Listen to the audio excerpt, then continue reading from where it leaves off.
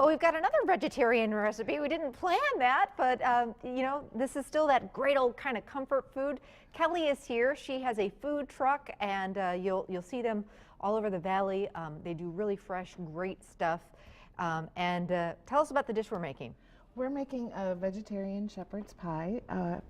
One of the favorite comfort foods in this area is shepherd's pie. Oh, yeah. Everybody knows what it is. But we have a lot of vegetarian and vegan customers, so one of my favorite things to do is take traditional comfort foods from the area and kind of redo them so that they fit more vegetarian and vegan lifestyle. So shepherd's pie, normally has the mashed potatoes on top, so we're doing a mashed sweet potato on top. Yep. And lots of mushrooms. It looks like it's going to be really hearty. So go ahead and take me through. Olive oil in the pan here? Yep. So you'll start out by heating about 2 tablespoons of olive oil. You want to get the oil pretty hot before you start adding your vegetables. Okay. We love our Jejora olive oil, so we're using that. Okay, the olive oil's in and the pan's already nice and hot.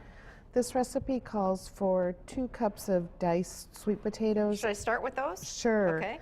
And diced carrots. They take a little bit longer to cook, so I like to start with them, give them a little head start. Now, are these are carrots? Those are diced rainbow carrots. Rainbow carrots. They are. They're an heirloom variety of carrots, purple, yellow, white. They're pretty. This dish is very colorful, as well as flavorful. A lot of times people think that vegetarian food is dull, and I've heard it referred to as sticks and twigs. Right. I like to do things that are not sticks and twigs. I hear you. I'm not a vegetarian, but I love, I love a lot of vegetarian dishes. Yeah. So. I'm not either. I eat more vegetables now than ever. We have access to such beautiful, like the rainbow carrots. Sure. It just tastes better when it's purple. Oh, I don't know why. I agree. I totally agree with you. So a little salt and pepper? A little salt and pepper. Okay. It's salt and white pepper. Okay. We refer to that as the Kangaroost spice number 7. It's our secret spice blend that we put in pretty much everything, just kosher salt and black pepper. Or white pepper, you say? Oh, I'm sorry, That's white pepper. okay. Yep, you're right. Why white pepper instead of the black pepper? I like the flavor. It's a little bit, it has the heat without the pungency almost of a black pepper. A lot of people don't like white pepper though, because it is a different flavor. Okay. We have the debate sometimes at the restaurant, white versus black, but I win. It's her place. Yeah. Okay. And then we'll add the mushrooms. Do we need more oil? Looks like we might need a little bit more. A little, yeah, I suppose the mushrooms will. So the restaurant's taking a break right now. You guys are looking for a new location, so tell us all about that. We have found a new location Well, good. in Appleton. I can't say exactly where it is. We're hoping to have everything in place by mid to late week, and then we'll be reopening in December. We really love the building that we were in Kaukauna, but it really we do a lot of catering of large events, weddings, and things like that, and it really, we ran into some space concerns. You outgrew it sounds like. We outgrew the kitchen. So this new facility will allow us to do large event catering and never have to close the restaurant. Oh, that's so this great. is good. Great. Yeah. Well, congratulations. Keep us posted on when you open. And We will. But you'll be able to find the truck here and again. Yeah, the truck will be out intermittently between now and then.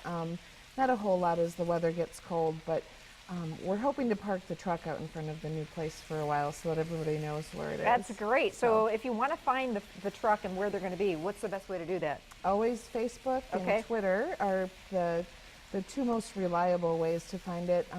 All of our contact information's on our websites. You can either go there, you can call us. If you have any questions, feel free to call. A lot of people are like, oh no, you're closing. We're not closing. We're just moving. I got it. Bigger and better. Yes. Okay, so in goes a boatload of mushrooms, yes, it looks like. Boatload of mushrooms. And then this is some organic white sweet corn. It's beautiful. It's a little bit starchier than most sweet corns, which works well for this recipe. It helps to build the sauce a little bit.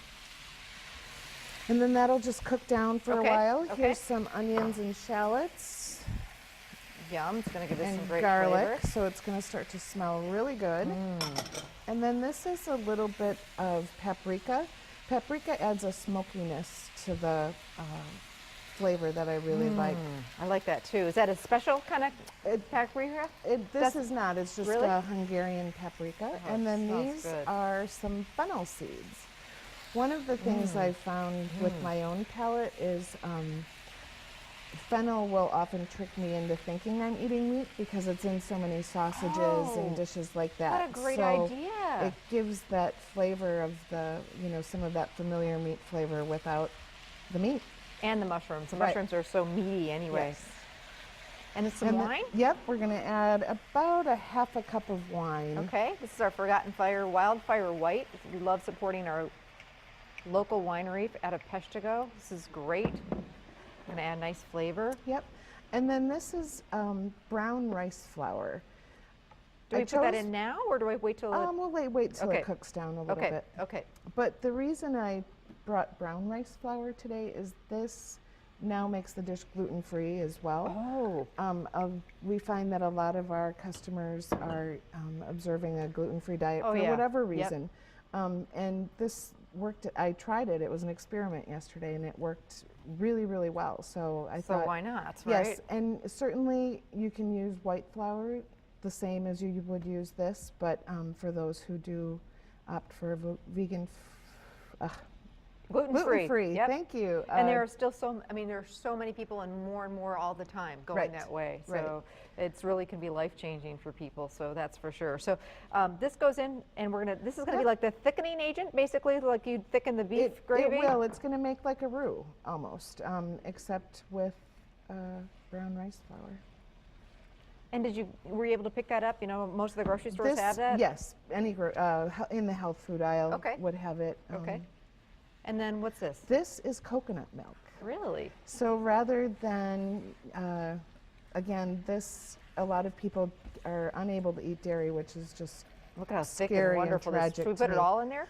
Start with about 2 cups. Okay. So this is going to add a little sweetness too. It does. And the key to this is add it slowly and Right. kind of let it thicken for a little bit. And once it gets to the consistency that you like, that's when you'll stop. Looks fantastic. All right, we're about Yep. out of time. Okay, It looks great. like herbs are going to go Yep, in then here. you throw the herbs in. And this is Those thyme, sage, parsley, just a all sorts of combination good of stuff. fresh herbs. And then after this cooks down, it goes into the pot. And then you'll spread your mashed sweet potatoes on top of it. I want to show you what it looks like, and it gets baked in the oven, just like you would a shepherd's pie. Do you want the top a little crispy? Yeah, you would leave it in a little bit longer. The top will get nice and golden brown, and We're going to put it back then, because Great. that's my favorite part of shepherd's pie, Yeah. is that the brown mashed potato gets topping.